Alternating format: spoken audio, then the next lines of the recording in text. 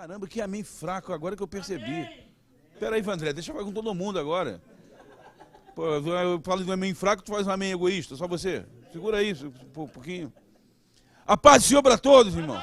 Glória a Deus, que lindo. Gilson, agora vai melhorar, em nome de Jesus. Queridos, a paz, nossos amigos internautas, desculpe, a gente atrasou um pouquinho por motivos técnicos aqui, mas graças a Deus nós temos uma equipe tecnológica de excelência que resolveu esse problema, não é? Fez uma gambiarra aqui do caramba, mas vai dar certo em nome de Jesus. O importante é que você de em casa assista e seja abençoado. Bom, só antes de a gente começar aqui a ministração, o pastor Gilson Paulo, que vai falar sobre hoje, sobre Acabe, né? A rei, ou rei Acabe. Acabe, seus blue caps, ela vai falar sobre ele aqui. Antes disso, a gente vai dar um anúncio para vocês. Nós teremos agora, no próximo mês, em junho, dia 17, 18, 19 de junho, a nossa conferência Alicerçados na Palavra. Como teremos aí uns homens de Deus que vão ministrar, o tema é apologética. Nós falamos de posicionamento agora na nossa maratona, quem participou aqui sabe que foi top, e agora a gente já virou a chave e a gente está planejando as coisas aqui para isso. E nós vamos ter esses 3 homens de Deus aqui falando para nós, o pastor Ronald Gustavo, que vocês já conhecem, o pastor André Galvão, que era de Natal também da DEVEC, e o pastor Tasso Licurgo. O pastor Tasso Licurgo, ele é do Ministério de Defesa da Fé, é um intelectual, um homem de uma formação fantástica. O nome do cara já é apologético. E você vai colocar o anúncio do café, Virgínia?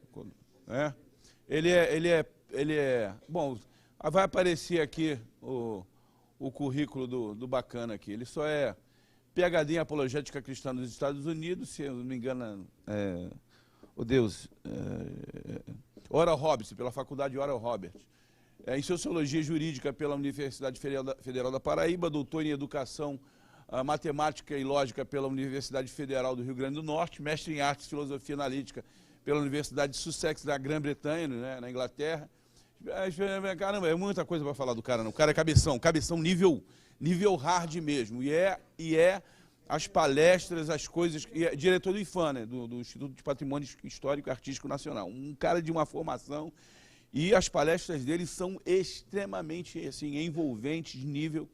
Ele vai estar conosco no Café Literário. Além dos eventos que a gente faz na igreja, o Café Literário, a 6ª edição dele,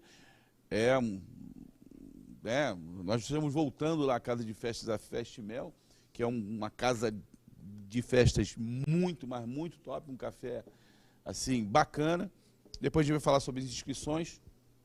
Valores, quem quiser se inscrever, tem um formulário próprio lá, a gente vai falar sobre isso, nos procurem.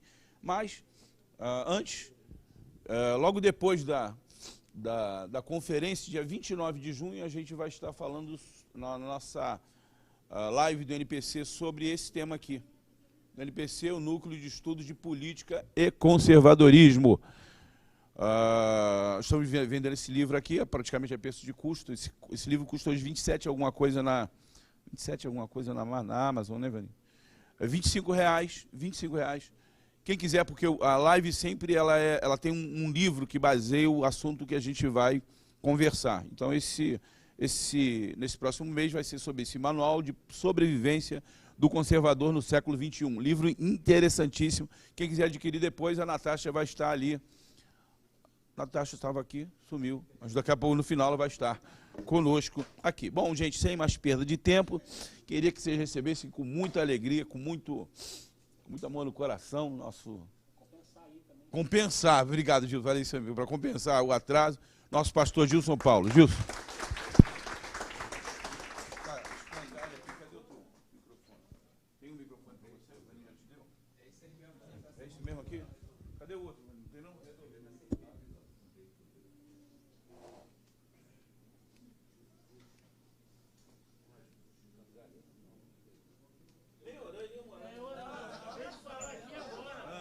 Caramba. Nem orei, nem precisa. Senhor, abençoe o Gilson, em nome de Jesus. Amém. Aqui tá.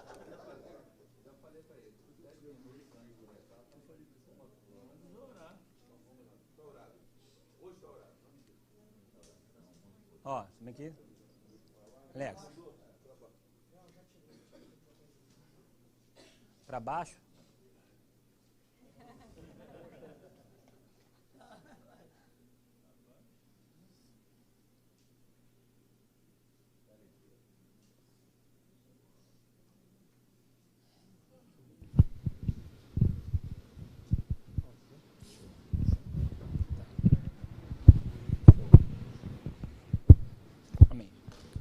Queridos, paz de Cristo, uma vez mais, uma alegria enorme estarmos juntos nesta noite calorosa, aconchegante, atrativa, ao ponto de atraí-los, né? Atraí-los. Brincadeira à parte, de fato, uma alegria imensa estarmos juntos aqui na Bereana, nesse encontro tão harmonioso, cordial e também profundamente marcado pela coinonia, né? Essa comunhão que a gente tem uns com os outros. E está muito baixo aí, né? Agora sim. Eu estou aqui, na verdade, aqui protelando para que a técnica possa adequar a sonoplastia aqui é de excelência. É forte, Brasil. Agora sim. Queridos, paz de Cristo, maravilha, uma alegria imensa estarmos juntos nessa noite tão calorosa, calor humano muito impactante, que nos faz estarmos juntos e pensarmos aqui na nossa aula, na lição de hoje, lição de número 8, que abordará a vida, a biografia, os fatos da vida desse homem chamado Acabe, cujo título da aula é extremamente negativo, né? Tem ali dois adjetivos para qualificá-lo, certo, Sepúlveda? Um rei manipulável e também idólatra, né? Essa manipulação, condução, e a pessoa manipulada não tem consciência da realidade de si, bem como da realidade, e por conta disso se permite ser conduzido, e às vezes conduzido por uma mão sanguinária, né?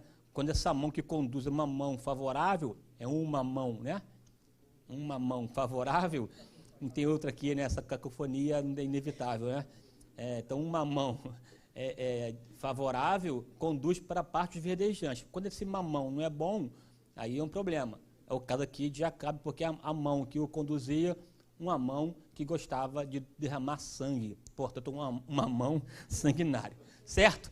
Vamos pensar nesse camarada aqui na aula de hoje. O texto bíblico da revista Livro de Reis, 1 Reis 16, bem como 18. Na verdade, a história dele começa no 16 e termina no 22.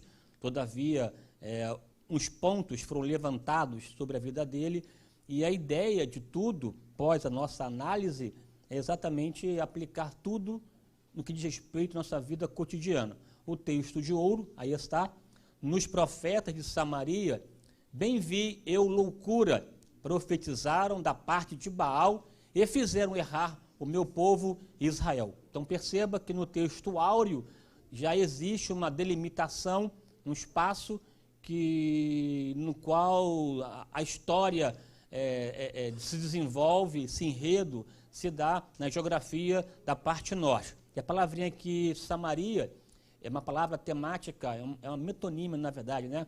Uma parte pelo todo, porque essa palavrinha aqui se refere à totalidade do reino do norte, cuja capital era Samaria. É importante que tornou-se Samaria. Ela começa com Jeroboão em Siquém, migra para Tirza e depois, então, com a vida de Onri, o pai de Acabe, ele estabelece a Samaria enquanto capital do reino do norte. Doravante, sempre como se menciona a questão vinculada ao norte, cita, portanto, Samaria, até porque é na capital que o poder emana, as diretrizes são dirigidas, dadas, de sorte que a mentora do comportamento aleivoso de Israel era, de fato, a cidade de Samaria, portanto, a capital. Hoje, no Brasil, é Brasília, né? Vamos lá. Aqui, bem vi, loucura, os profetas de lá profetizaram da parte de Baal. É uma questão interessante que logo no início desse reino do norte, que começa com Jeroboão, ele se desenvolve a partir dessa égide da idolatria. A idolatria é implementada aos poucos e vai se consolidando durante esse período, e todo o período do reino do norte, cerca de 209 anos, foi um período extremamente complicado, um período de obstinação, de desobediência. Nesse contexto, em quase 2 séculos de reinado do norte, 19 reis reinaram, dos quais nenhum serviu a Deus, todos desobedientes. Então você percebe que a própria brevidade desse reino também se fundamenta em função dessa desobediência obstinada, recorrente, constante, contínua, ininterrupta, proposital, decisiva, porque os reis que ali reinaram, todos seguiram o caminho de Jeroboão, filho de Nebate, portanto um caminho de desobediência, de idolatria. E você sabe que um abismo chama outro abismo, então a tendência foi esse aprofundamento do caos.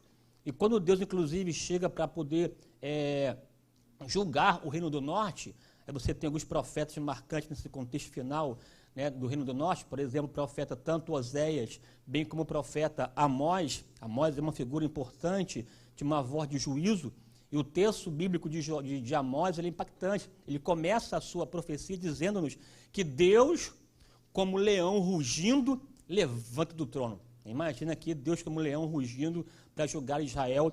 Aí descreve que, assim como uma ovelha é arrebatada da boca do leão somente as suas pernas, assim será também com o povo de Israel. Então ele fala de modo direto, prepara-te, ó Israel, para encontrares com teu Deus. Uma palavra de juízo.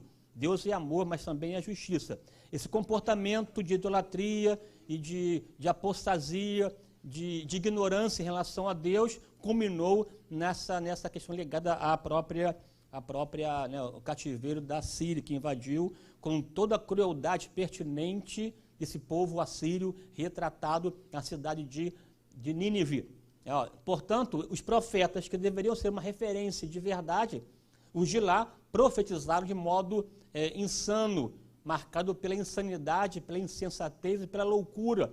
E loucura, no contexto bíblico, também coaduna-se com essa decisão pessoal de querer desobedecer a Deus. A desobediência também é tratada como uma questão de insensatez, porque o insensato, ao contrário do sábio, o insensato resolve pecar. O sábio entende que o princípio da sabedoria é o temor a Deus, beleza? E claro, enquanto referência, eles fizeram o povo de Israel pecar, errar. Vamos lá. Na lição aqui, os objetivos diretos, 4, saber a razão pela qual a idolatria cresceu em Israel, compreender que Deus traz juízo devido ao pecado, é claro, conhecer também as marcas do reinado de Acabe e, por fim, aplicar tudo isso em nossa vida cotidiana. Não é interessante, de forma alguma, analisarmos a Bíblia Sagrada sem, ao final da análise, perguntar quais são as implicações disto em minha vida. Perceba que essa pergunta deve ser, na verdade, a última. Normalmente, nós nos reportamos ao texto bíblico já na ânsia, no desejo de saber o que Deus quer falar comigo. Esta deve ser uma das perguntas, não a primeira. A primeira seria o que Deus falou aos antigos nesse contexto em que as personagens estão arroladas. Compreendendo a voz antiga, você pode então fazer essa hermenêutica e aplicar a sua vida no contexto atual. Beleza? Então vamos em frente. Está aqui uma palavra interessante, dos 19 reis do norte, todos pecaram. Acabe, nessa esteira dos 19, ele ocupa uma posição privilegiada, uma posição de destaque. Se é que é possível dizer que é um privilégio sobressair dentre os ruins. Dos ruins, ele era o pior. Tanto que a Bíblia diz que ele fez mais do que os seus anteriores. Aqui veremos isso, como ele foi aprofundando o problema. E Jezabel foi, de fato, um vetor que potencializou a maldade do coração desse rei manipulável chamado Acabe. E ela, Jezabel, tornou-se um símbolo de feitiçaria, de prostituição, de desobediência. Jezabel, feitiçaria, sexualidade, prostituição se misturam no processo. A figura dela é uma figura realmente demoníaca. Então, a verdade é que quando Deus se reportou à igreja de Tiatira, fez menção de uma questão que ela praticava, que era contra a vontade de Deus. Está ali, ó.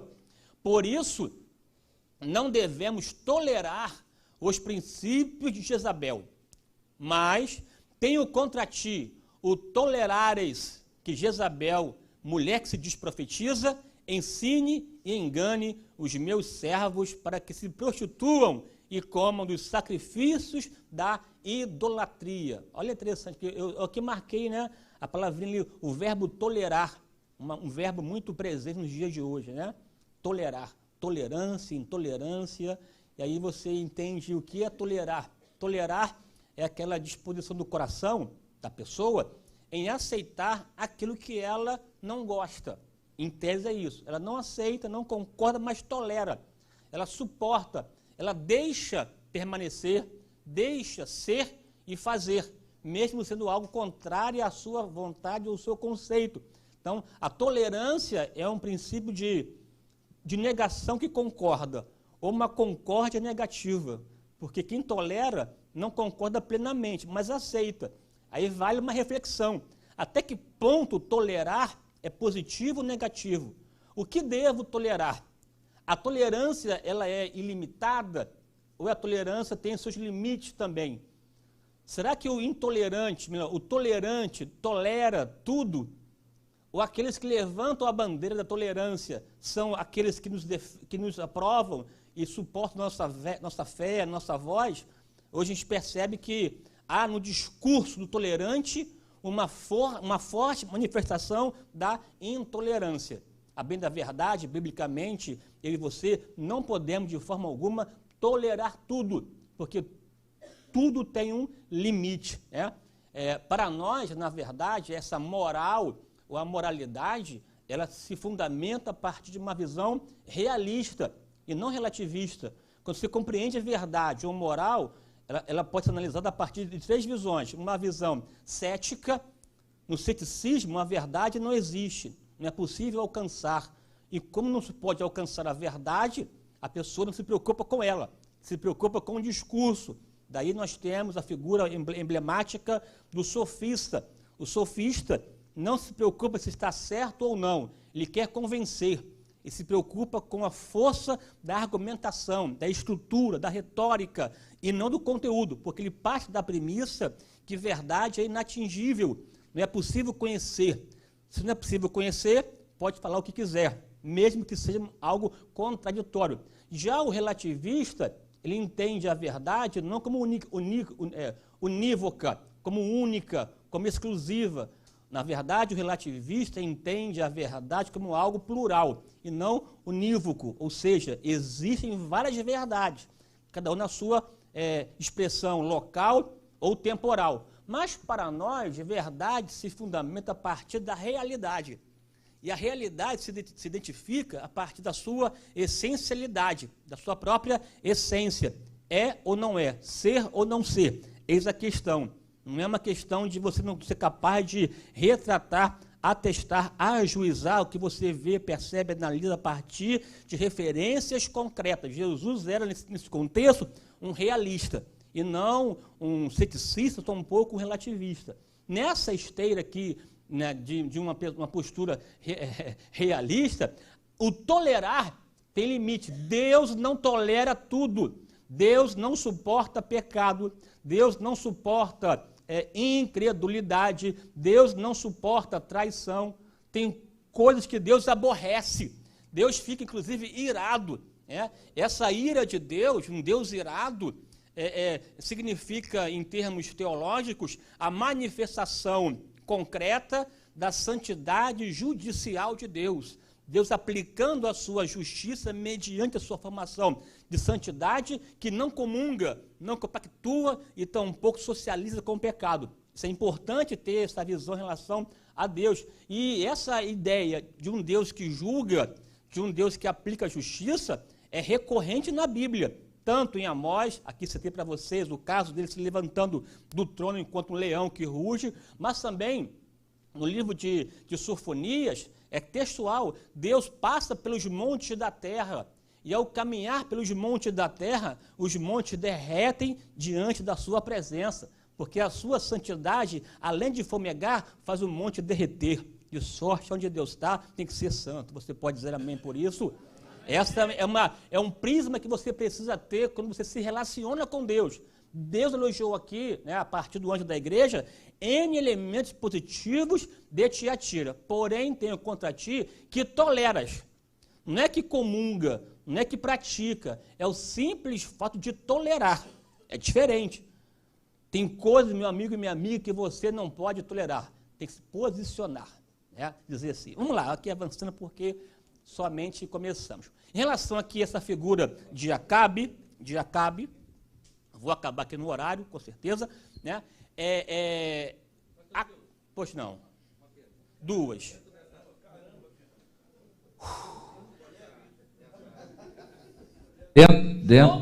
Dentro. Calma. Aleluia. Glória a Deus. Sim, pois não. Dentro desse posicionamento que o senhor fez a respeito da tolerância, o senhor falou do seu ponto de vista humano e do seu ponto de vista divino. O que o homem pode tolerar e aquilo que Deus não tolera. Agora, o que Deus tolera? O que Deus tolera? Ele tolera. Porque essa pergunta é baseada em alguns fatos bíblicos em que... Quais, por exemplo? Vamos citar um caso de Jesus com a mulher adúltera. Bem, não foi uma tolerância, foi uma pedagogia, um ensinamento, na minha leitura. Ele interpela os seus acusadores e revela, portanto, na sua interpelação, a pecaminosidade de todos.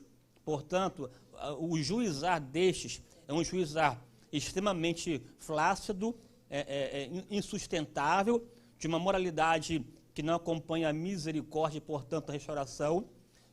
Jesus, então, um papel de sacerdote, faz a mediação, a livra da acusação, mas ao final do discurso, ele é taxativo. Vai e não peques mais. Entende? Não foi uma tolerância de comungar. É uma demonstração de um Deus encarnado que veio para salvar o perdido. E salvar o perdido implica misericórdia. Todavia, a misericórdia não é um passar a mão no equívoco. É um poder que transforma, é um poder que muda, é um poder que faz do velho uma nova criatura, uma nova criação, que passa então a viver de acordo com a vontade do Deus perfeito, mediante a aplicação da sua palavra na unção do Espírito Santo. Sim, respondi, meu amigo, a pergunta? Pastor Gilson. Então, Caso de Davi, Deus entende que somos pó, Ele conhece a nossa estrutura e não nos trata segundo os nossos pecados, né? Senão estaríamos perdidos. É aquela esteira. Deus age com amor e justiça. O coração da manifestação do seu amor e justiça é traduzida completamente, abundantemente, né, numa amplitude indescritível na própria cruz.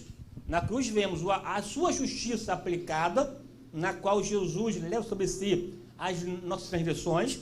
Deus não fez pouco caso do erro, do equívoco. Jesus levou sobre si as nossas transgressões. O castigo que nos traz a paz estava sobre ele. De sorte que a Bíblia diz que ele morreu por causa dos nossos pecados. Isso mostra o Deus juiz, o Deus justiça, o Deus que atenta para a sua lei. Deus não é um legalista, todavia Deus se pauta também nos seus princípios. Todavia, na conjugação dessa justiça, também carregou consigo a manifestação poderosa, alta, de uma altura incalculável, de uma profundidade indescritível, de uma largura incomparável, na qual Jesus ocupa o nosso lugar. Então se cumpre o texto bíblico clássico da Bíblia, que é aquele: Deus amou o mundo de tal maneira que deu o seu Filho. É uma manifestação de amor e justiça, ou de justiça que ama, mas jamais um aliciamento do equívoco. Uma banalização da prática pecaminosa, de forma alguma, porque Deus é santo, e aquele que se relaciona deve ser também santo. Sede santos, não, sede santo, porque eu sou santo, diz o Senhor. Se fosse aqui no Rio, seria flamenguista. Gilson. Gente, é Baal, vamos lá, gente. Tá. De novo, senhor, se Olha só, a gente pode dizer então que em relação à pergunta feita pelo pastor Fernando, em relação à tolerância e intolerância, em relação ao homem, a tolerância de Deus ela é extrema, porque somos humanos e Deus vai tolerando e vai perdoando. Mas uma coisa que ele não toleraria seria o culto a outros deuses. Seria porque, como diz lá no livro de Isaías, eu até citei isso, Isaías 42, versículo 8, vai dizer, eu sou o Senhor, este é o meu nome. A minha glória a outro, porém, não darei, nem o meu louvor à imagem de não seria uma... Entendi. Temos que separar alhos dos bugalhos, né? Uma coisa, outra coisa. Uma coisa é tolerar, outra coisa é perdoar. São coisas que o tolerar não implica perdoar. O tolerar implica em aceitar. Né? Agora, o perdoar é algo múltiplo. Deus perdoa qualquer tipo de pecado, a não ser aquele pecado imperdoável, que é uma outra aqui questão, não vou entrar no mérito. Né? Mas tem Manassés, um rei extremamente idólatra, sacrificou crianças, e ao final do processo Deus o perdoou. Então Deus perdoa, é uma coisa mediante o arrependimento, né? Que é a mudança. Mas isso aqui não tem a ver com tolerar. Tolerar é você ver o erro e ignorar. É diferente. É o caso do sacerdote Eli, que foi repreendido por Deus porque no seu tolerar honrou mais aos filhos do que a Deus. E perdeu toda a posição de honra por conta do comportamento de tolerância, de conivência, porque quando você tolera, você também, de certa forma, conivente, porque você aceita. E a gente, às vezes, para ficar bem na fita, toleramos o que é intolerável. O que é intolerável, aí parte da premissa do que é inegociável. O que é inegociável? Aí você precisa diferenciar o que é costume de dogma e doutrina. Aí vou aqui aprofundar, não vou entrar aqui no mérito aqui, porque é preciso ter uma postura apologética do que Paulo diz sobre a sã doutrina. A sã doutrina é uma expressão temática que abarca uma totalidade de doutrinas, de ensinamentos que são inegociáveis. Agora, quais são elas? Aí é preciso um curso para você aprender quais são as doutrinas sobre que são negociáveis. Mas a Bíblia fala, porque se a Bíblia traz à tona a figura do falso mestre, do falso doutor, do falso profeta, do falso apóstolo, pessoas que carregam na sua função um poder simbólico de autoridade, que estabelece ensinamento como lá de Jezabel, que ensinava, enganava e conduzia, porque o ensino enganoso conduz à prostituição. Jesus foi categórico para não aceitar, né, até falsos cristos. Perceba que o texto... Irmãos, por favor, em casa, com calma, não somente leia e estude a carta de Judas. A sua carta é um grito apologético descomunal. E esse grito não foi pela vontade primeira dele, porque o texto diz que ele começou a escrever para a igreja de um assunto aleatório, mas foi impelido pelo Espírito a defender a fé. Ali é um tom, ele enumera comportamento de Balaão, aqui tudo uma, né? Aí vem citando vários casos de pecados que não podemos negociar. E nessa questão cultural que estamos inseridos, nessa mentalidade educativa que se busca construir, é uma mentalidade notadamente movediça, ou uma mentalidade extremamente flexível, líquida, inconsistente. Nela, tudo é aceito, tudo é tolerado, tudo é aplaudido. E aquele que critica a tolerância se torna intolerante. Todavia, como tolerar, por exemplo, uma pessoa que, em nome da religião, se utiliza de uma bomba e mata pessoas? Não se pode tolerar um caso desse. Aí, vamos aqui. Pastor Gilson. De novo, senhor, não é possível, gente. Pastor. Pelo amor de Deus, é vascaíno, gente. Eu só queria falar que o que eu vejo é que as pessoas, elas confundem muito. Elas pensam assim, observação minha. Deus perdoa. Nós vamos ver na Bíblia que Davi foi perdoado por Deus, mas Davi pagou o preço dele. Deus perdoou, mas paga um preço. Então, nós temos que entender, Deus perdoa, Deus vai nos perdoar, mas aquele preço que você vai pagar um preço. Jesus, tudo bem. Aí você vê, o povo de Israel, crucificou Jesus. Eles falaram assim, o sangue dele caia sobre nós e sobre nossos filhos. Toda a vida, futuramente, chegou só o Hitler matou 6 milhões de judeus. Então, nós temos que entender isso. Deus perdoa, na minha opinião, Deus perdoa, mas a pessoa vai pagar o seu preço. Eu trouxe aqui essa discussão embrionária sobre a ideia de tolerar, mas por conta do contexto emergente. Não foi para pensar nela de modo mais aprofundado, beleza? Aqui, avançando. Tem que cortar, senão não deu, né? Professor. Acabe. Por favor, Senhor, me ajuda, Pai. Só me permite? Manda agora um anjo com a espada de fogo nesse lugar. Oh, meu Deus! Eu vou falar. Eu vou falar. Não, pastor, que é isso? Por favor, uma brincadeira singela. Não é para falar mesmo não, José. Vai fundo, vai fundo. É bondade. Não tolero você hoje. Longe de mim, tamanha atitude assintosa com Vossa Excelência. Pelo amor de Deus. Não. Sim. Ele perguntará. Eu responderei? Não sei. Professor, eu entendo que esse termo tolerância não se aplica a Deus. Jesus não tolerou a mulher adúltera, nem tampouco Deus tolerou o pecado de Davi. O que se aplica a Deus é a longanimidade. Amém? A longanimidade é uma disposição de um ânimo longo. O ânimo longo é também uma postura de tolerância. Que a pessoa está vendo o equívoco, Deus é paciente, é tardio em irar-se.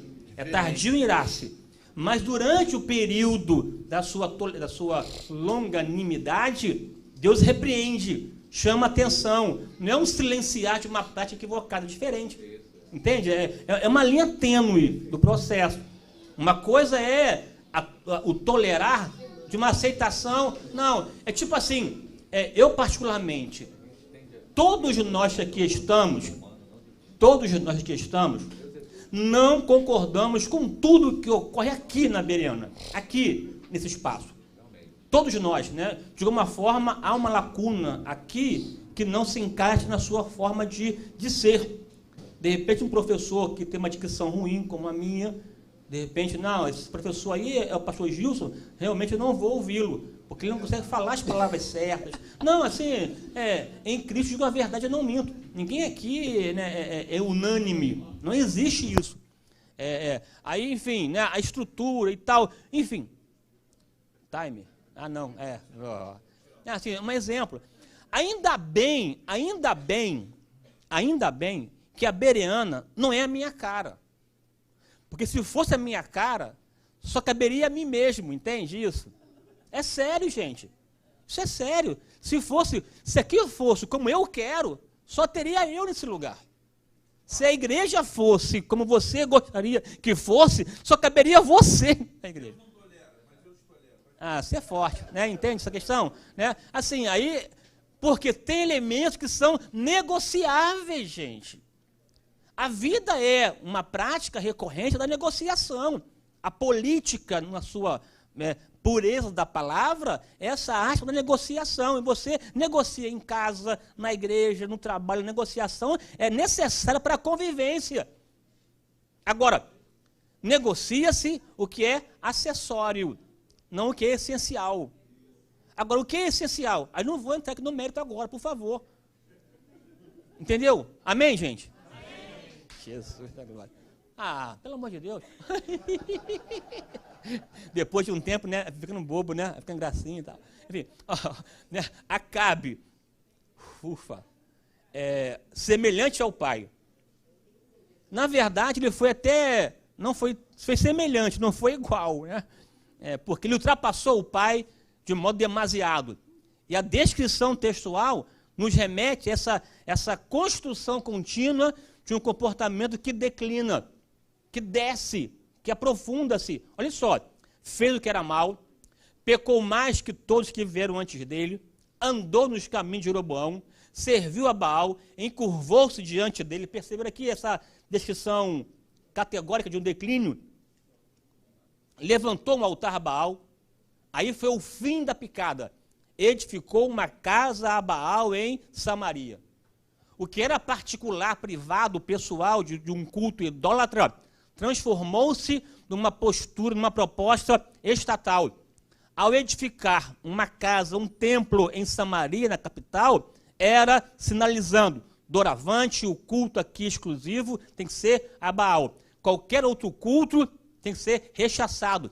Ou, de repente, não qualquer outro culto. Porém, o culto a Javé tem que ser silenciado. Porque essa construção, esse levante do templo a Baal em Samaria foi também acompanhado de uma outra ação, da desconstrução, do silenciamento à fé em Javé, que é o javismo, o culto a Deus. Ao mesmo tempo em que buscou-se potencializar, ampliar, difundir, divulgar o culto a Baal, essa divulgação foi também duas mãos, com uma delas ergueu o altar a Baal e com a outra mão destruiu o altar de Deus. Isso se manifesta na postura odiosa, inaceitável, perversa, cruel, sanguinária do assassinato sistemático dos profetas de Deus. Os que se mantiveram vivos tiveram que viver em cavernas, a pão e água. Tanto que o próprio profeta Elias, equivocadamente, porém, a sensação era essa de solidão, de estar sozinho.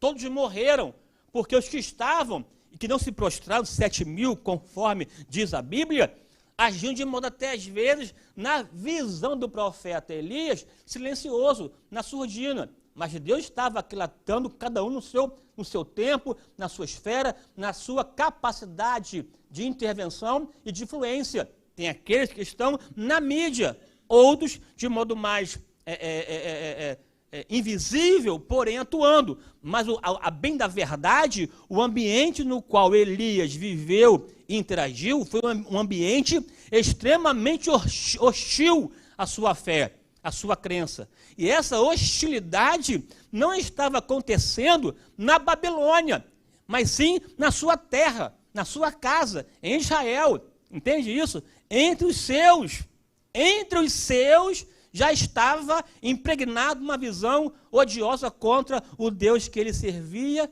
e para quem vivia. Você pode dizer amém por isso? Amém. Isso tudo aqui se constrói na decisão estatal. Edificou uma casa a Baal em Samaria. Ou seja, é um problema quando o culto começa de foro íntimo, particular, doméstico, e que ele migra do aspecto doméstico e passa a fazer parte das entranhas estatais. Nas entranhas estatais, então, se estabelece norma, e a normatização tem que ser aplicada. Eu sei que você já está aí fazendo, pessoalmente, a sua ponte com aqui e agora. O que antes era pessoal, de foro íntimo, particular, privado, hoje já está alcançando uma esfera estatal. E na esfera estatal, estabelece norma, lei, regra, e nessa nomia você tem que submeter, senão sofrerá sanção. Fez um boste a Baal. A ideia de Deus para Acabe era uma ideia perturbadora. Quando ele se reporta a Acabe, depois que ele reaparece, pós-palavra inicial, que não ia chover, então pouco haveria orvalho, e aconteceu quase 3 anos de sem orvalho e sem chuva, ele aparece. A primeira expressão que Acabe utiliza para se reportar a Elias foi: és tu o perturbador de Israel? Elias, naquele contexto, representava, encarnava, melhor dizendo, a ideia de Deus, a palavra de Deus, o conceito de Deus, a vontade de Deus. Deus estava nos poros de Elias, não só na sua epiderme, nas suas entranhas. Elias era um representante da divindade naquele contexto. E a ideia de Deus para Acabe era uma ideia perturbadora. É quando o ambiente se torna desfavorável à fé, ao cristianismo, à palavra de Deus, aquilo que nós confessamos. Você é forçado a se silenciar. Pois não, estou fugindo muito? É porque eu estou afastando, é pregador, né, gente? Aí tem que... Não é isso? Imagem e semelhança. Aqui, tem que sorrir, né, gente?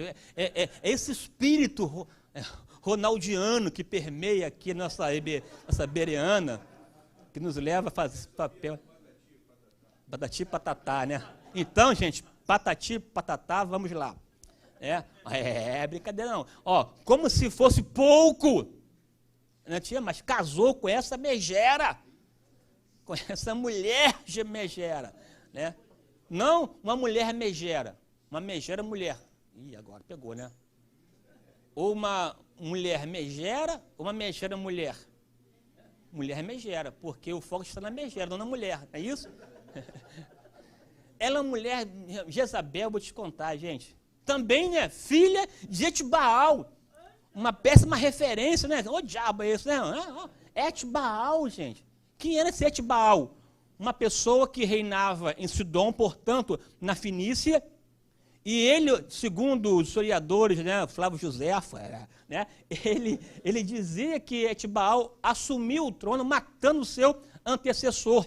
E ele, Etbaal, era também um sacerdote de Astarote, ou Astarte. Astarote, no contexto da Fenícia, corresponde a Afrodite no contexto da Grécia, que ao desembocar em Roma, transformou-se em Vênus. Resumo da ópera, tem a ver com a ideia aqui da sensualidade, do amor, esse amor licencioso, esse amor carnal, esse amor eros, cujo culto é regado, alimentado pelo vinho e pela prática sexual irrestrita. Essa prática sexual que vale tudo, em todos, simultaneamente, em grupo. Essa que é a ideia, porque isso aqui é muito comum na antiguidade. Esse culto à fertilidade. E essa fertilização que se manifesta na própria pujança da agricultura, mas também na procriação de pessoas, de gente, né? De sorte que é um poder que intervém, que opera no contexto da promiscuidade, cuja prática social é retratada, mas também retroalimentada pela prática licenciosa dos próprios deuses. Vamos lá. Viajei aqui, né, gente? Acabe, portanto, levou a sério a idolatria. Não levou a sério Deus, mas sim a idolatria. Sim, Thaís, pois não. É que o foco de novo, né, Thaís? É porque está aqui perto, Thaís. Pelo amor de Deus, gente. Não, vamos aí. Eu estou brincando, Thaís, pelo amor de Deus. Fica tranquilo aqui. Né, Acabe levou a sério a idolatria. Aqui não dá também. Acabe levou a sério a idolatria. Uma declaração importante. Gente, hoje está difícil aqui, né? Vou te contar, né, gente? Pelo amor de Deus. Declaração importante. Ele irritou a Deus mais que os outros que vieram antes dele. Deus ficou irritado com o comportamento de Acabe. Essa irritação por conta da sua decisão deliberada em aceitar, fomentar e difundir a idolatria em Israel. Ou seja, fez conforme Jeroboão, que deixou Deus nas suas costas, atrás, ignorou, desdenhou, abandonou e passou a adorar outros deuses. Acabe era fraco, corrupto, irresoluto e desditoso, né? Ou seja, um camarada muito ruim. Sabe? Pastor Gilson, pois não, Alex. O senhor falou que ele irritou mais a Deus do que os outros anteriores, né? Fazendo uma pesquisa, o senhor colocou ali muito bem que ele foi o 7º rei de Israel, mas a revista diz que foi o 6º. Mas por quê, né? Porque Zinri reinou 7 anos, então não deu nem para fazer um legado e deixar nada na história. Então ele não é nem contado, é pulado, Zinri. Teve menos, né? Foi 7 dias. 7 dias. Foi Zinri. Então não é contado. Então a revista coloca 6 aqui, mas o senhor botou muito bem que ele foi o 7º. Porque na versão anterior eu coloquei 6, pensando nessa questão e tal. Aí me repreenderam, não, são 7. Aí então eu contei, de fato são 7. É porque nesse contexto aí tem os reis da língua do I, não é isso? Tem as dinastias, né? Tem lá, Enri, que mata Elá, filho de Baasa. Isso, esse que só viveu 7 dias. Enri, que deu o golpe, foi, na verdade, derrotado por Onri. Só que Onri brigou com Etibni. né? E Onri é pai de Acabe. Tá lá no texto, gente. Mas o que eu quero falar não é nem isso. É porque, então... Não, tem um Tibni, Enri, Onri. É a dinastia dos Uzi. Mas o que eu quero falar, pastor, é justamente porque não deu tempo de Zinri ter um legado. Porque talvez, só dele ter matado o rei, ter suicidado e ter feito em 7 dias coisas absurdas, sua vida foi tão curta, que talvez se ele vivesse igual a Acabe, talvez se ele tivesse um tempo de vida igual a Acabe, ele teria sido o pior rei. É porque Zinri ocupou o trono também por uma sedição, não é isso? Né? Deu um Matou, golpe. né? Deu o golpe e matou. É verdade, aí acabou morrendo queimado. Né? Uma conspiração, muito bem. Obrigado, pastor Ronaldo. Pastor Fernando, perdoe-me, Fernando. Né? E aí segue-se isso, né? E Onri também vai na mesma linha. Aí houve, na verdade, um ambiente cismático ali, né? Eu tentei fugir, mas não deu, gente, não entendeu? Foi mais forte. Agora, o culto é o culto a Baal, gente, culto a Baal. Claro que falar de Baal, de Azerá, de Astarte, Astarote e as suas derivações, Baal Zebub, Baal Peor, Baal Berite, enfim, estamos falando de mitologia. Mitologia no contexto cananeu, no contexto antigo. E você sabe que mitologia, no contexto antigo, a força dela não estava na escrita, mas sim na oralidade. E na oralidade, quem conta um conto, aumenta um ponto. As palavras voam, não é isso? A escrita permanece. Por conta disso, você vai encontrar N versões do culto a Baal. Todavia, você também encontra elementos comuns nas versões antigas sobre Baal. Nessa linha comum do culto a Baal, aí tirando as especificidades, os regionalismos, por conta da própria maneira como os fiéis lidavam com ele, esse Baal era filho de El com Azerá.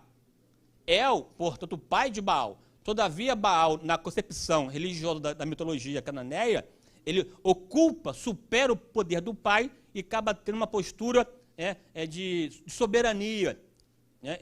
Uma postura preponderante, uma postura hegemônica no contexto do culto do panteão cananeu. Num panteão, ele é marcado pela existência de vários deuses, mas normalmente tem uma divindade que sobressai. Essa que sobressaía era o tal de Baal, o senhor, o marido, o dono, o dominador. Ele é um correspondente, por exemplo, de Zeus, na cultura grega, ou de um Júpiter, na cultura romana. Aí é uma leitura aqui sincrética, né? Uma leitura fenomenológica, ou de uma religião comparada. Você compara as multiplicidades de manifestações religiosas na antiguidade, você consegue identificar semelhanças entre elas.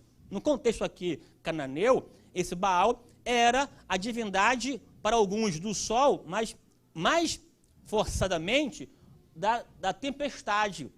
E tempestade nos remete a uma ideia dessa divindade da natureza, cuja divindade interfere e opera nas questões climáticas, controlando o ciclo climático, portanto, chuva, né, o orvalho, as estações do ano, estações estas favoráveis à agricultura, haja vista a centralidade econômica da antiguidade no contexto agrícola, pastoril, certo? Bucólico, campestre, do campo, enfim, tal. E esse homem do campo vai buscar uma divindade que tem poder de fazer chover, porque a chuva rega a terra. Regando a terra, a favorece a não matar a semente. E não matando a semente, ou possibilitando com que a terra não fique seca, a semente morre e germina, e ao germinar frutifica, ao frutificar gera alimento, e uma vez que o alimento mina, cessa, diminui a fome, portanto,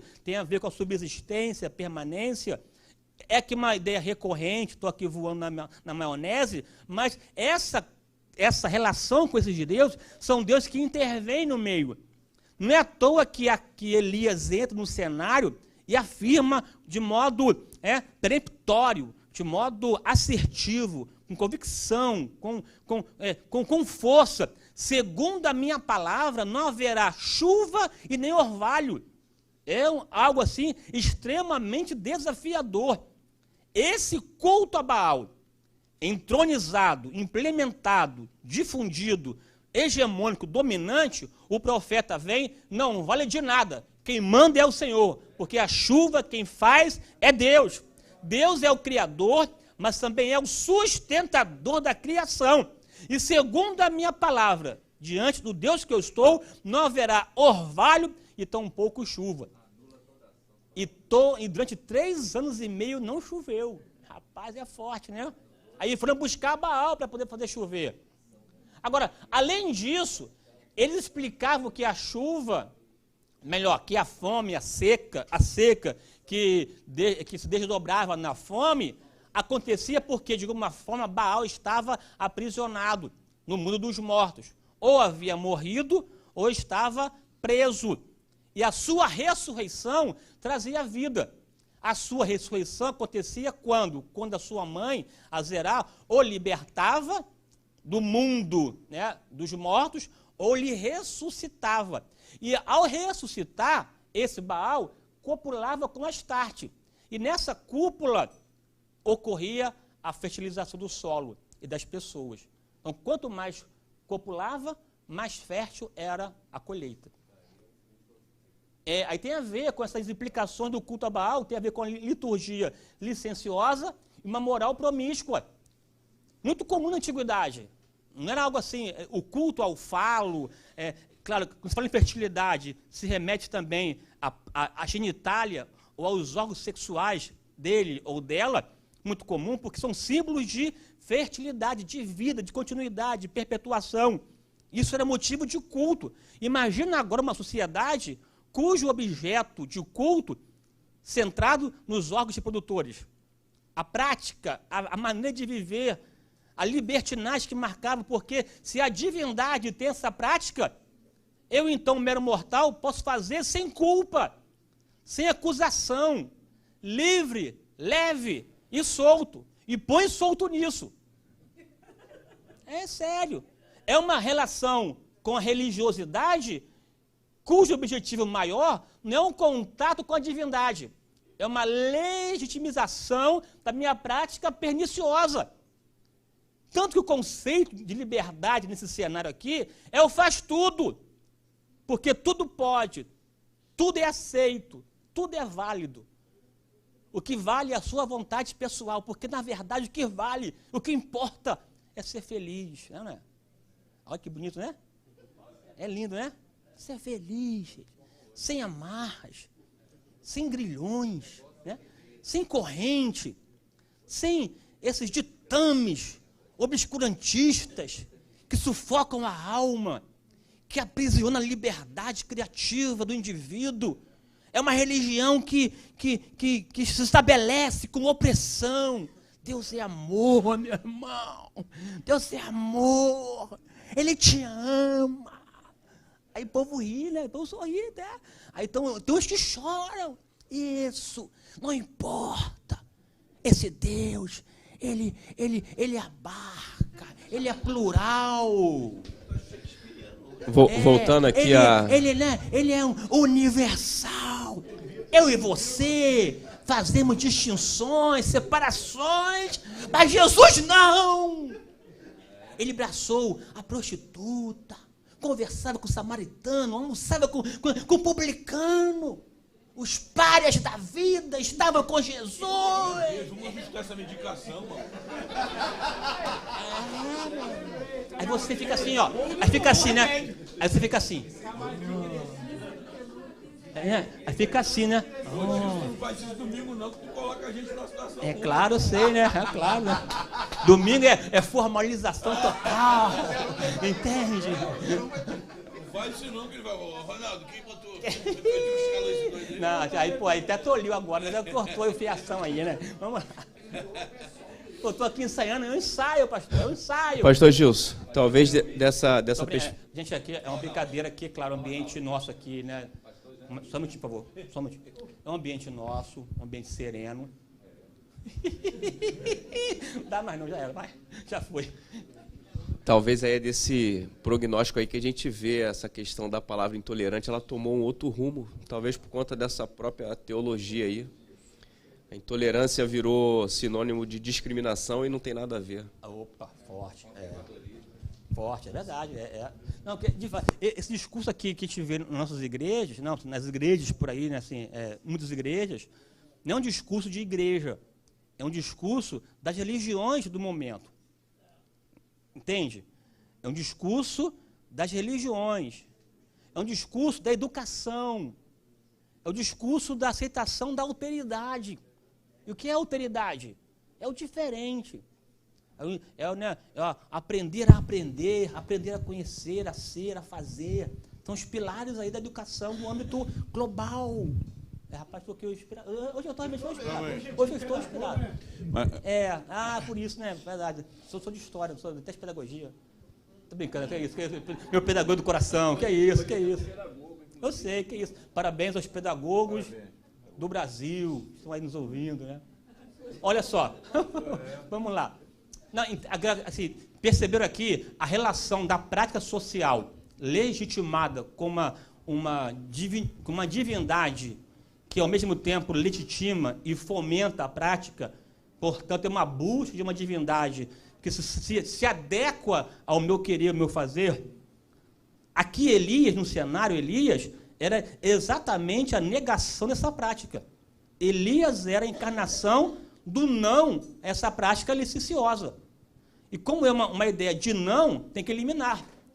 Não é à toa que, nesse mesmo contexto, de modo até abrupto, há uma descrição de Iliel, Iliel, né, que reconstrói Jericó, Iléu, belemita, reconstrói Jericó a custo do seu primogênito e do mais novo, mas, no entanto, a descrição da reconstrução de Jericó é uma forma também de tirar um marco, porque no dia de Josué houve-se um marco para não reconstruir Jericó. Portanto, um memorial tem a ver com aquilo que permanece, que nos remete a uma ideia. Você tira o memorial, tira um marco, é exatamente para quebrar o legado, quebrar a ideia do que deve ser conservado. É a negação de uma construção histórica. Essa história permeada também na cultura. Então, tirar esse marco é reconstituir o cenário a partir de uma nova proposta, de um novo paradigma. Não é à toa que está ali que Iléu, o belemita, reconstruiu Jericó à custa dos seus filhos. É a destronação total de uma ideia antiga que deveria ser largada. É semelhante aos dias de hoje também, gente, que, grosso modo, né, de desconstrução, de acabar com o legado, com essa herança civilizatória que presente no Ocidente, à luz da cultura judaico-cristã, que dá essa ideia de pertencimento que nós somos, que nos unifica e, portanto, nos coletiviza. E isso tem a ver com a conservação de elementos de vitória, de conquistas, de avanços sociais ao longo do tempo. E hoje a proposta de desconstruir isso a partir não de uma nova ideia, mas de pegar o que está vigente e ressignificar numa desconstrução diabólica. É pegar o Superman e fazer dele uma super maravilha. Não é só trazer uma outra figura heróica. É pegar os heróis existentes e dar uma nova forma para eles, num comportamento de parasita. Se utiliza do seu hóspede e vai minando a sua forma de ser e desconstrói. Ao desconstruir, surge uma outra coisa. Um Superman que dá uma capa multicolorida para outra pessoa, para o seu namorado, entende isso, né? Aí você, isso na cabeça das pessoas, mexe, desconstrói e perde identidade. Até que, enfim, Senhor, tenho aqui uma verdade. Obrigado, Senhor, mais um aleluia. Eu vou falar. Aqui, ó, Jezabel, pastor. Jezabel, né? Jezabel, olha só, tem Baal, Acabe e Jezabel. Jezabel também é terrível. Olha só como a literatura que eu consultei a descreve. Tem antes ali, pastor. Antes dessa aí, desse slide aí. Tem shampoo. Um antes desse? Tem certeza? Ah, tem aqui, ó. John Davis, nessa aqui para nós, né, pastor? Aqui da antiguidade e tal, né? Ó, Jezabel, né? Perdão aqui. Não, sério, porque o dicionário, né? O dicionário de John Davis é um clássico, já é um clássico, gente. Não, eu e o senhor, que eu sou solidário ao senhor, né? Não é antigo, é um clássico. É um clássico, é um clássico. Não, é porque a gente hoje vai ao Google, não é capaz de pegar um livro para ler, né? Desculpa aí, eu tô... Aqui, ó, a defesa da fé, é mais forte. Ó, temperamento masculino intempestivo ou intempestuoso, uma palavrazinha assim, não muito comum, mas existe, tá? Intempestuoso. Exercia grande influência no marido. Era extremamente intolerante.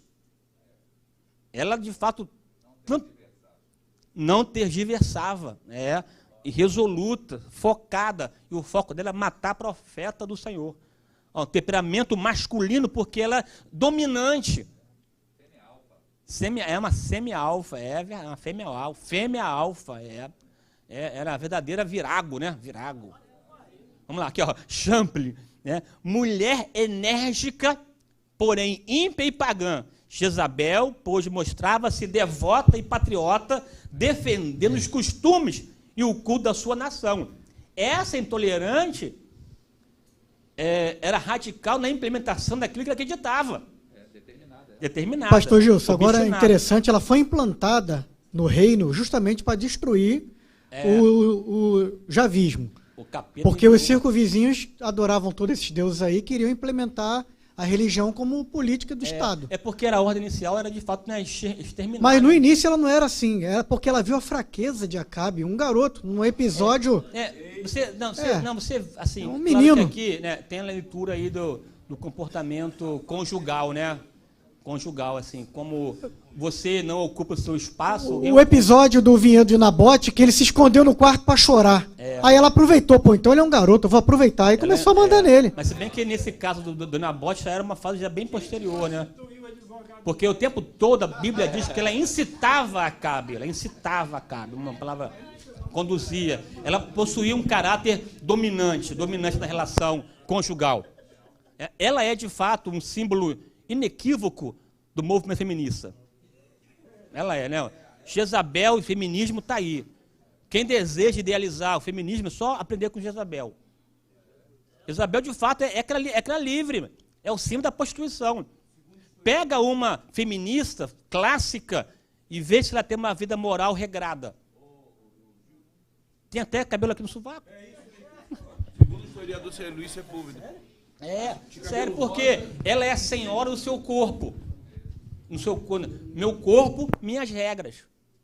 E aí, além disso, né, até a própria sexualidade aguçada, desprovida de repressão, ou na sua liberdade total do seu eros, que pode fazer tudo, e, na verdade, a liberdade do indivíduo acontece quando há uma liberação erótica na sua inteireza, porque a luz de Freud, né? A história da humanidade é calcada na repressão. Vamos lá. Eu tô aqui, então, foi uma homenagem à Vossa Senhoria, a senhora, tá? Uma homenagem aqui. Aqui, vamos lá. Então, o casamento de Acabe com Jezabel foi, evidentemente, um ponto fatal. Ouço vozes estranhas. O casamento de Acabe com Jezabel foi, evidentemente, o ponto fatal na vida de um homem.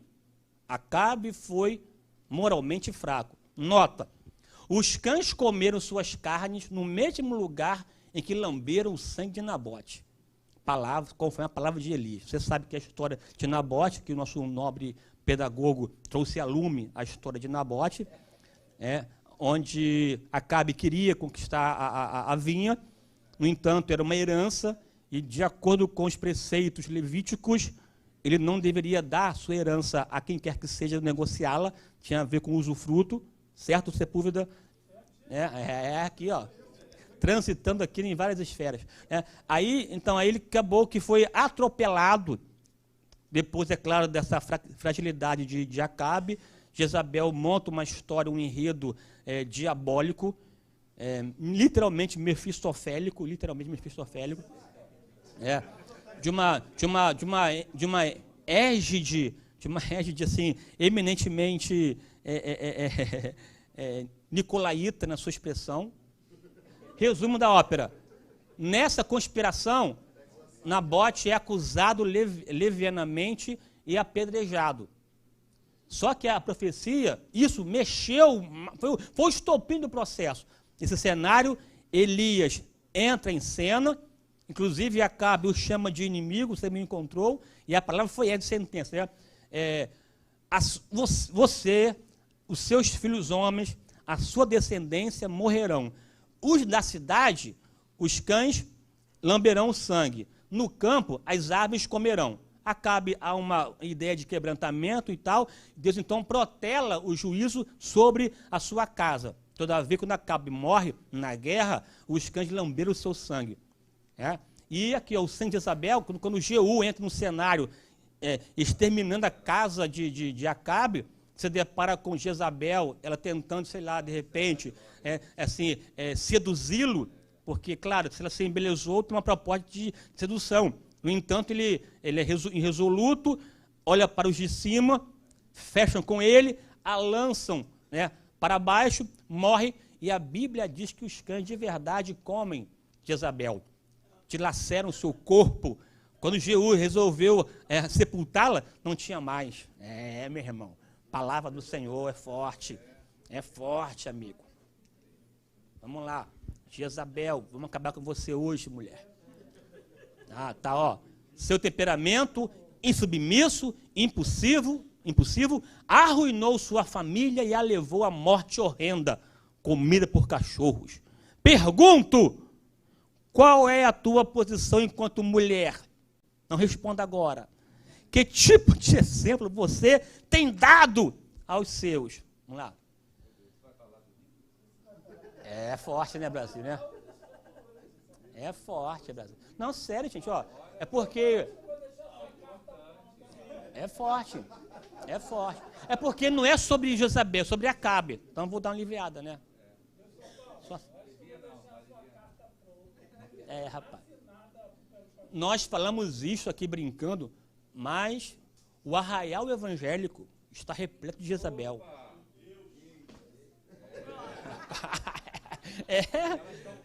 Rapaz. A geração vindoura é assustadora.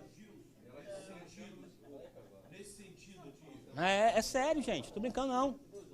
Eu já ouvi de mulheres cristãs. Mulheres cristãs, não é mulher lá de fora. Se o meu marido ou um homem falar alto comigo, eu deixo na hora. Isso eu ouvi, de verdade. Se levantar a voz comigo, ele é um violento em potencial. Quando não parte para cima. Portanto, não quero papo. Não ficará com ninguém. Quero ver o ser vivo que nunca levantará a voz mais alto. Quero ver um. Inclusive mulheres. Te achei, né? Te achei, tá escondidinho aí, né? O Alex defendendo Jezabel. Rapaz. Hoje em dia, então, rapaz, sério, porque, claro que devemos buscar a compostura, o temperamento controlado, a ideia do autodomínio, controle, isso faz parte de uma proposta até mesmo norteadora, enquanto um norte a ser, enquanto de fato um caminho a ser percorrido.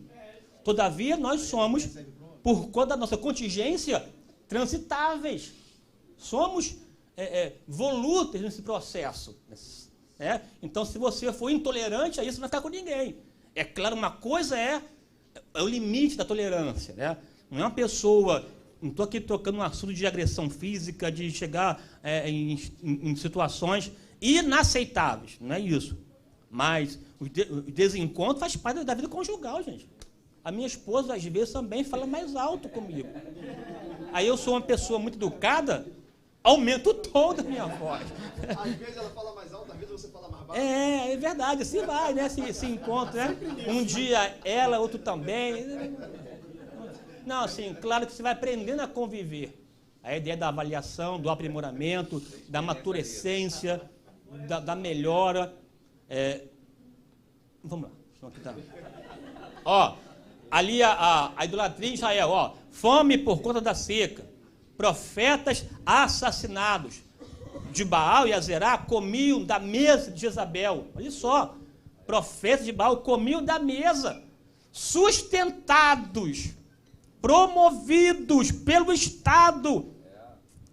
Não está mais se referindo a uma questão de foro íntimo ou doméstico. É uma questão estatal. Portanto, política. Tem a ver com leis. Teve agora em Aracaju, agora recentemente, dia 15 agora, em Aracaju, a igreja presbiteriana renovada de Aracaju não quis batizar uma pessoa, né, um homossexual que vivia na igreja lá mais de um ano congregando. A igreja está aberta para quem quiser vir congregar. Então o pastor se recusou a batizar o camarada, o não sei quem poderoso, o nome dele, não me lembro aqui. O que saltou a mim foi o poderoso, que pensa que pode tudo, não foi batizado, processou a igreja. Está lá. E o Ministério Público cai em cima com força. Crime de homofobia. Enquanto que a nossa Constituição ainda defende a liberdade de religião, de expressão, e defende o espaço de culto. Né? A Constituição serve para nada. Só que está numa fase de desconstrução constitucional, inclusive, que começa com os guardiões da Constituição. São os primeiros a vilipendiar o terço sagrado, cidadã. Agora é sério, tá? O que tem de projetos tramitando, seja em esfera municipal, estadual e federal, não é brincadeira. Não é brincadeira. Aqui eu acompanho o trabalho do vereador Alexandre Esquerdo. É uma luta diária, contínua, constante. Vocês não têm noção do que acontece na Câmara Municipal do Rio de Janeiro. Tanto que lá, agora, recentemente, buscou-se aprovar o Dia da Visibilidade Lésbica. O que tem? Tem lésbica no mundo, é um dia para poder entrar no calendário do município o Dia da Visibilidade Lésbica. Em tese, nenhum mal. Mas se entrar no calendário, caberá ao Poder Executivo dar visibilidade ao Dia da Lésbica. E onde será a tal visibilidade desse dia? Na escola, lá nos pequenos. É lá, cartaz bonitinho. Aí as X vão lá se beijar uma na outra. Vamos lá. É sério, estou aqui brincando, mas é sério. Resumo da ópera. Buscou varrer o javismo, Javé tornou-se perturbação. Nota, para fechar aqui a aula certinho, 9 horas. Israel de ontem é a sociedade atual. Existe uma tentativa organizada para destruir a cultura judaico-cristã e estabelecer valores pós-modernos. Portanto, é preciso marcar posição. Onde estão os Elias de Deus? Amém.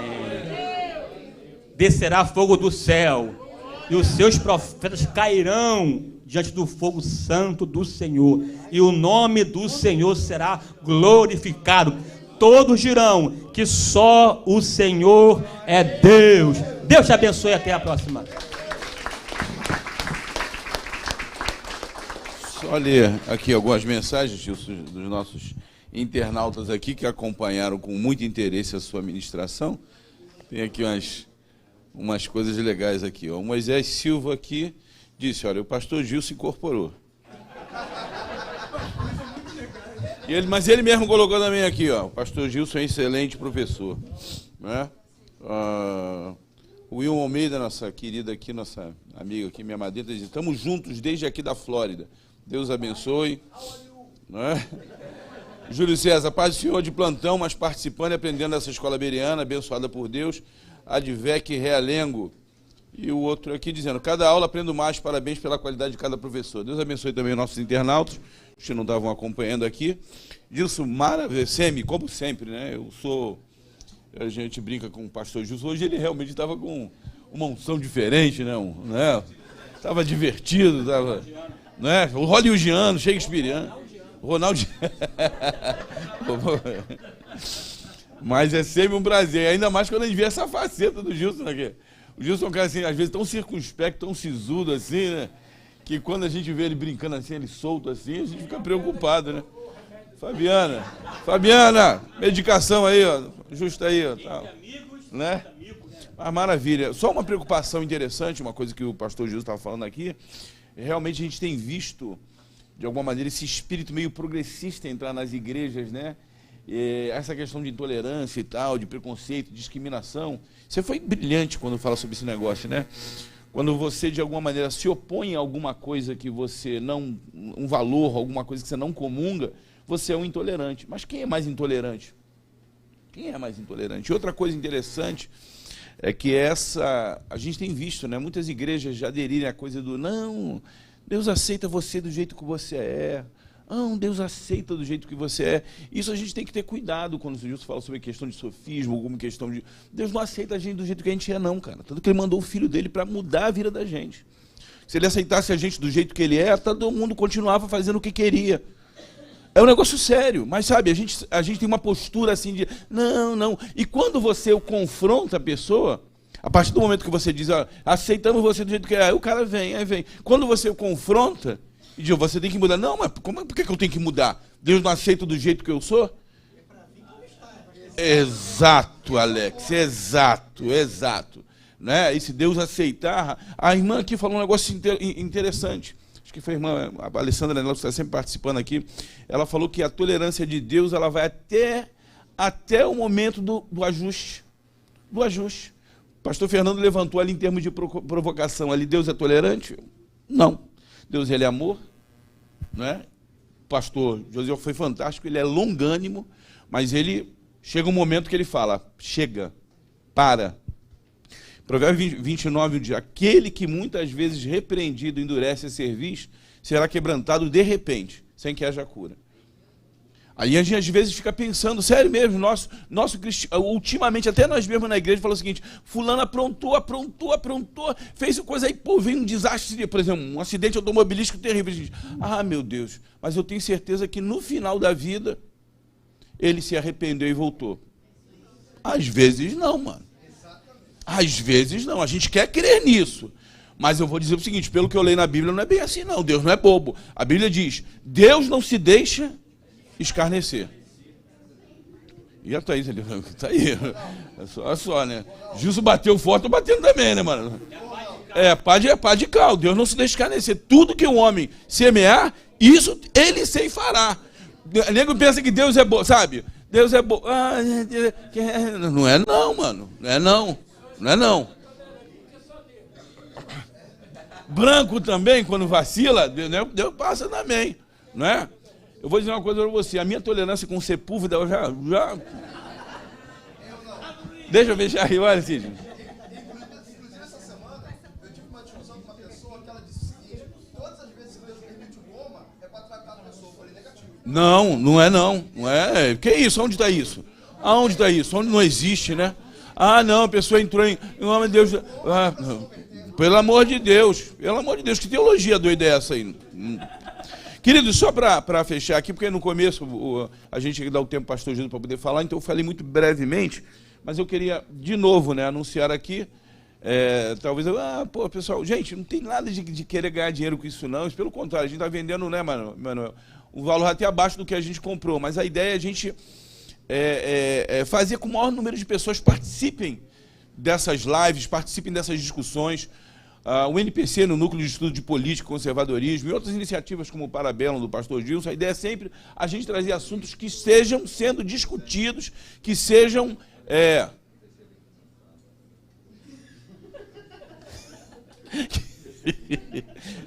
Tolerância zero, né? Pastor Fernando ali disfarçando ali, né? Pô.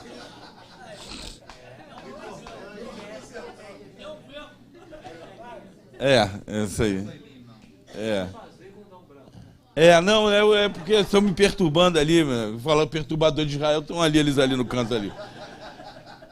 Toda vez que nós indicamos um livro, é porque ele, de alguma maneira, ele dá um norte para a nossa discussão, nas lives, no podcast, e vai ser muito importante se você puder participar. Esse livro é R$25, como eu disse para você, R$25 acho que não dá nenhum lanche, um trio lá no McDonald's, vai, né? Então, compre, porque vale a pena. O Vandré, o quê? Dá para ganhar um podrão lá na praça de Rocha.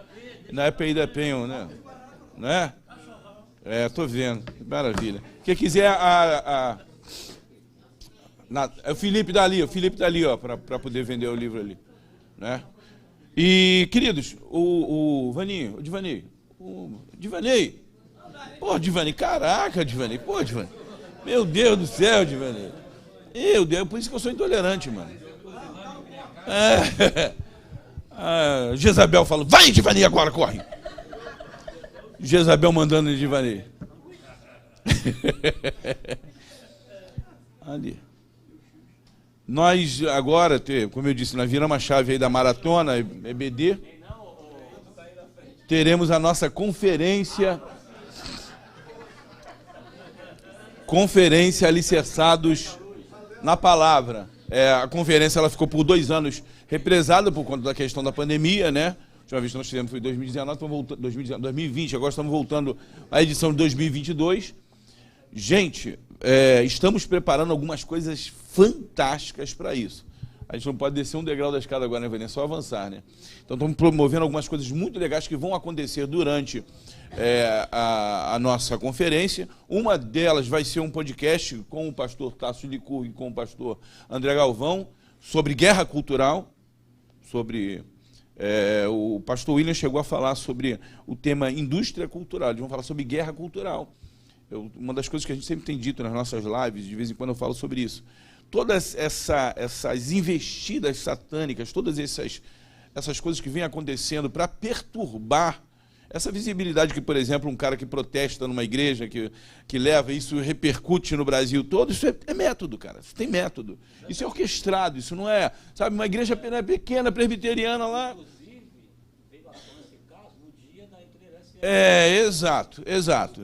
Vê se um cara vai chegar, por exemplo, falar na boa, aqui na DEVEC, sabe que é a igreja que tem um pastor aqui que vai chegar aqui, como já chegou, de vez em quando chega ali na secretaria para perguntar, não, aqui batiza, né?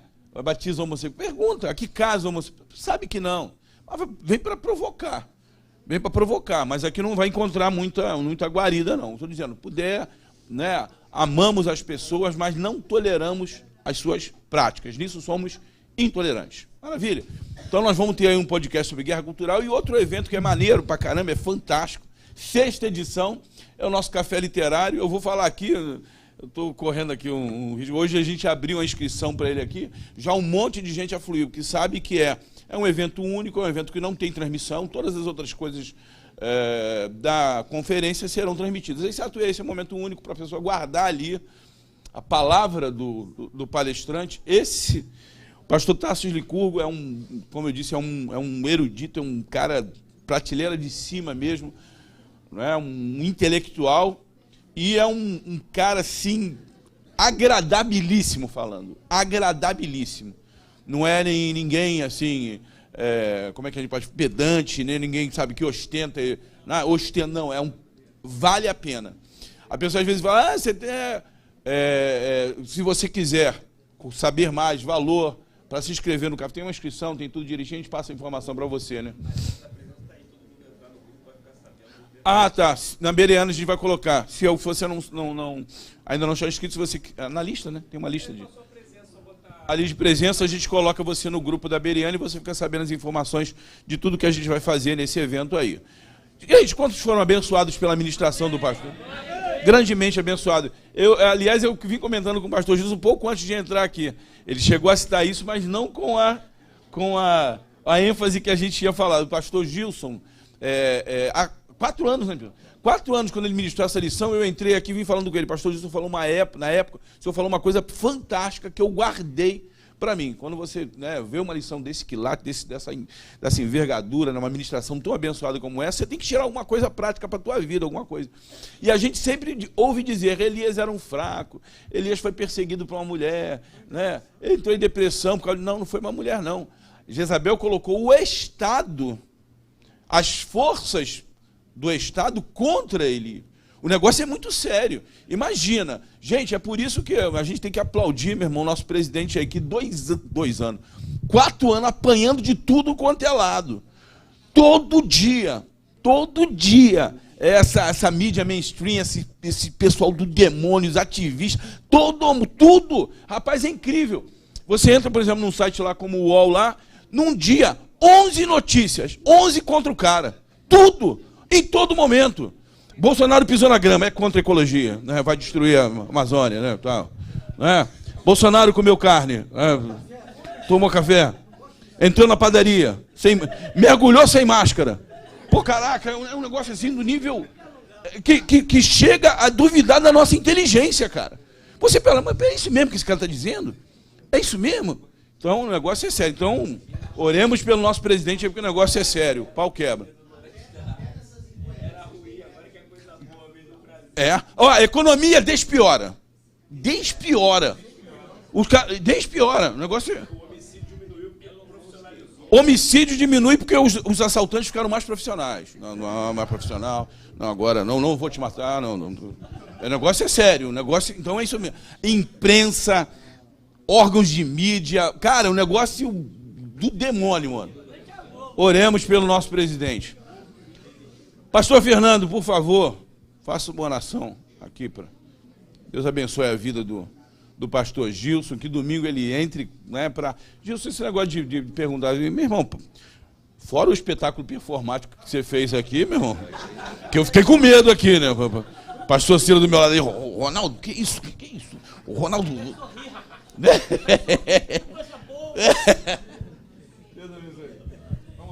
Glória a Deus, vamos ficar de pé. Vamos orar pelo pastor Gilson, colocar ele nas nossas orações, porque quando se assume uma tribuna como a nossa, assume-se uma responsabilidade muito grande para que Deus lhe dê graça, sabedoria, unção, né? Porque é uma batalha, né, pastor Gilson? É um peso. Só quem ministra na igreja sabe o peso que se tem, né, de responsabilidade, de se consagrar diante de Deus, de orar. Até esse tom mais alegre, no fundo, é uma forma de esconder o nervosismo. É verdade.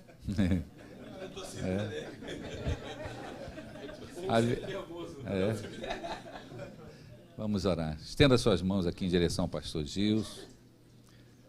Senhor nosso Deus, nós queremos te dar graças por toda a ministração tão rica e abençoada que o teu servo nos trouxe nesta noite para o nosso crescimento espiritual, para a nossa edificação, para que nós firmemos bem as estacas da nossa vida espiritual, para que nada nos mova diante de tudo aquilo que nós estamos vendo nesse mundo. E nós pedimos que tu venha abençoar o teu servo e a sua família, e que haja uma graça redobrada, uma unção dobrada sobre o teu servo.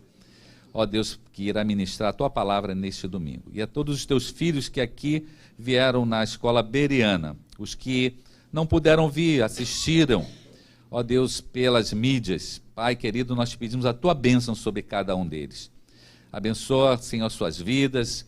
Abençoa, Senhor, que possamos, ó Deus, unir as nossas forças como igreja para anunciar a verdade de Deus a esse mundo, porque nós sabemos que o que muda o coração do homem é o Evangelho, Senhor. Só a tua palavra, só o Evangelho é capaz de mudar o rumo desta nação, mudar o rumo dos homens, Senhor. Te pedimos que tu venha abençoar o nosso Brasil e guardar as nossas autoridades, os nossos dirigentes, meu Deus. Abençoa também o nosso pastor Silas e sua família, todos os pastores lá da caravana de Israel, que já no retorno eles possam ser guardados por ti de todo mal, que possam chegar aqui em paz, abençoados e felizes, Senhor. Nós te pedimos agora que nos leve em paz para os nossos lares, nos guarda no teu amor, em nome de Jesus. Amém. Amém.